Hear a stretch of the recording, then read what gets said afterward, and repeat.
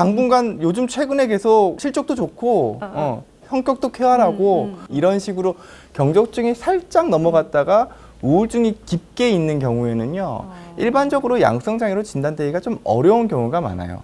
실제적인 모든 양성장애를 다 포함하면은 2.5%보다 더 높은 유병률일 거라고 이제 전문가들은 이야기를 합니다. 대한신경정신의학회 공식 채널입니다. 네, 오늘 저희가 다뤄볼 주제는 양극성 장애입니다. 양극성 장애 과연 어떤 정신질환인지 선생님 모시고 함께 이야기 나눠보도록 하겠습니다. 선생님 안녕하세요. 네, 안녕하세요. 네, 먼저 소개 부탁드릴게요.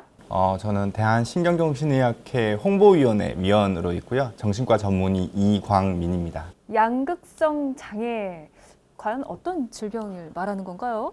단어가 어렵죠. 양극성 네. 장애라 그러면 일반적인 정신과 질환에 익숙하지 아마 않으신 내용일 것 같아요. 근데 네. 이 단어를 들으면 금방 아실 법한 게 양극성 장애는 다른 말로 네. 조울증이라고 얘기합니다. 네. 조울증은 기본적으로 기분이 이렇게 높아졌다, 낮아졌다, 높아졌다, 낮아졌다를 반복하는 거죠. 즉 조증이라 그러면 기분이 들뜨는 거고요. 네. 우울증이라 그러면 기분이 깔아앉는 거거든요. 네. 근데 흔히 오해하시는 게 조울증이 있으면 하루 중에도 기분이 들쑥날쑥 들쑥날쑥 그런 거 한 아닌가요? 거를 조울증이라고 생각하시는데요. 네, 그렇지는 아닌가요? 않고요. 아닌가요? 그렇지는 않고요. 네. 일반적인 조증과 우울증은 기본적으로 상당히 큰 파도를 그린다고 생각하시면 됩니다. 네. 조증 같은 경우에는 3개월에서 6개월 이상 동안 조증의 증상이 지속되어야 하고요. 네. 우울증 같은 경우에는 6개월에서 9개월 이상 동안의 우울기 증상이 지속되셔야 해요. 그래서 하루 중에 왔다 갔다 하는 거는 그냥 환경이나 상황에 따라서 나의 기분이 들쑥날쑥 하는 거죠. 그러니까 비유를 이렇게 쓸 수도 있습니다. 전자기기가 있잖아요. 네. 110V 세대가 있고 220V 세대가 있잖아요. 그렇죠. 제가 아주 어릴 때는 110V가 있었거든요. 네. 아주 어렸을 때입니다. 110V와 220V가 겸용되던 시기가 있었어요. 그때 잘못 꼽는 경우가 왕왕 발생을 했었거든요.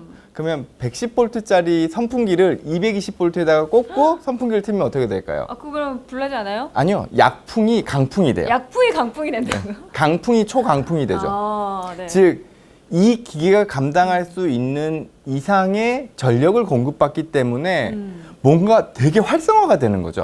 과하게. 네. 그거는 조울증에서 조증하고 네. 조금 유사하게 설명할 수 있을 것 같아요. 반대로 220V짜리 기계를 110V짜리에 꼽는다고 생각을 해보죠. 220V짜리 토스트기를 110V에다가 꽂고 토스트에 기에 빵을 넣고 누르잖아요. 작동 안 하죠? 아니죠. 작동해요? 토스트가 덜 되죠. 덜. 덜 익어서 나오죠. 즉 약한 형태로 가는 거죠. 그러니까 우리가 일반적으로 느껴야 되는 기분의 수준이라는 게 있는데 마치 220V짜리를 110V에 꽂게 되면은 그 강도가 낮아지듯이 우리의 기분이나 에너지의 강도가 상당히 낮게 유지되는 거. 그거를 우울기로 표현할 수 있을 것 같습니다. 그렇군요. 그러면은 이 양극성 장애, 이 조울증은 많은 사람들한테 발생하나요? 전형적인 조울증, 전형적인 양극성 장애는요, 이제 조증이 뚜렷하게 나타나고, 우울기가 뚜렷하게 나타나는 전형적인 양성 장애는 전체 인구 중에서 1% 내외 정도의 환자분들이 있으시다고 해요. 이게 대략적으로 따지고 보면 조울증의 유병률하고도 조금 유사한 측면이 있습니다. 근데 양극성 장애, 조울증 중에서도 조금 약한 형태의 증상이 있어요. 대표적인 경우가 이제 경조증이라고 해서 조증을 살짝 느끼시는 거죠. 그냥 기분만 많이 좋아요. 뭔가 의욕도 되게 높고 활동도 되게 열심히 하고 싶을 정도로 조증이 살짝 오셨다가 깊게 떨어지는 우울증은 심각하게 떨어지는 그런 양극성 장애가 있는데요. 그런 조금은 가벼운 형태의 양극성 장애를 다 포함하는 경우에는 연구에 따라 좀 차이가 있긴 하지만 2.5% 이상 보고가 되기도 합니다. 그러면은 꽤 많은데요? 많은 편이에요. 그리고 여기서 말씀을 드리고 싶은 거는 이제 이런 거죠. 경조증이라 그러면 일반 사람들은 잘 못 느낄 수 있어요. 그냥 오늘 기분 되게 좋네. 오늘 좀 텐션이 높다. 할 수 있잖아요. 당분간 요즘 최근에 계속 실적도 좋고 성격도 쾌활하고 뭔가 되게 요즘 평소랑 다른 게 되게 의욕도 좋아서 되게 보기 좋아. 이런 식으로 경적증이 살짝 넘어갔다가 우울증이 깊게 있는 경우에는요. 일반적으로 양성장애로 진단되기가 좀 어려운 경우가 많아요. 본인도 그냥 네. 우울증이라고 생각하세요. 그러면은 아까 전에 말씀드렸던 유병률에서 그런 분들은 양극성 장애임에도 불구하고 우울증에 포함되어 계신 그럴 수도 거죠. 있겠네요. 예, 그렇기 때문에 실제적인 모든 양성 장애를 다 포함하면은 아까 언급드렸던 2.5%보다 더 높은 유병률일 거라고 이제 전문가들은 이야기를 합니다.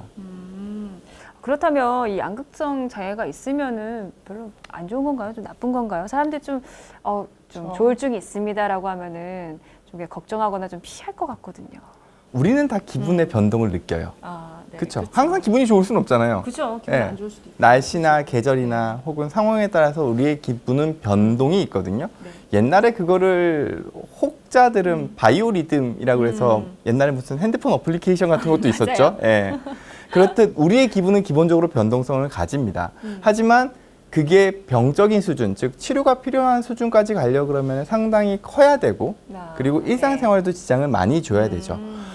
물론 아주 심한 전형적인 조울증과 같은 경우에는 우울증이 왔을 때 일반적인 우울증, 일반적인 우울 장애보다 자살에 대한 위험이나 중독에 대한 위험이 월등히 높은 걸로 나타나 있어요. 그냥 우울증보다도요? 그러니까요. 그 이유가 한편으로는 상실감이 더 크기 때문일 수도 있습니다. 평소에는 잘 지내실 수 있잖아요. 네네네. 그리고 어떨 때는 본인이 되게 의욕이 높아서 성취감이 되게 많으실 때도 있었을 거거든요. 근데 한순간 툭 하고 떨어지면 그거에 대한 좌절감이 훨씬 더 크게 느껴질 수도 있는 것 같아요. 그래서 전형적인 양성 장애의 경우에는 일반적인 우울증보다도 훨씬 더 위험한 질병이 될 수도 있지만요. 근데 증상이 심하지 않은 경우에는 이런 말씀을 좀 드리고 싶어요.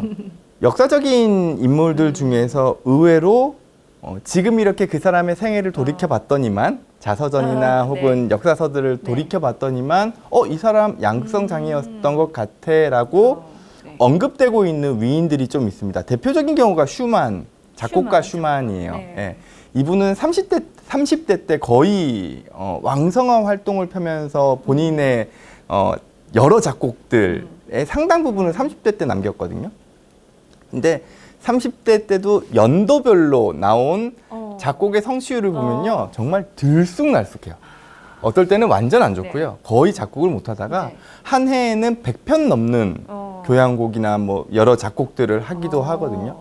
그래서 그거를 그걸 쭉 분석해보고 이 사람의 삶에서의 형태까지 돌이켜봤더니만 이 사람은 지금 봤을 때는 전형적인 양성장애인 것 같고 우울기 때는 거의 작곡을 못 하다가 그리고 조증기에는 상당히 열심히 거의 뭐 기록을 보면 하루에 22시간 정도를 작곡을 했다 그러거든요. 그러니까 잠을 자지 않고 계속 작곡을 한 거죠. 에너지가 폭발해서 110볼트짜리 기계를 220볼트에다 꼽아 놓은 거죠.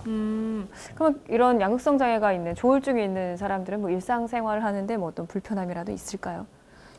증상에 따라 다를 수는 있는데요. 증상에 따라 다를 수 있는데 아까 전에도 말씀드렸지만 정신과의 대부분의 질환은 딱 진단됐다 그래서 다 비슷한 증상을 비슷한 강도로 경험하시는 게 아니세요. 어떤 분들은 증상이 되게 심하실 수도 있고 어떤 분들은 증상이 좀 경하실 수도 있죠.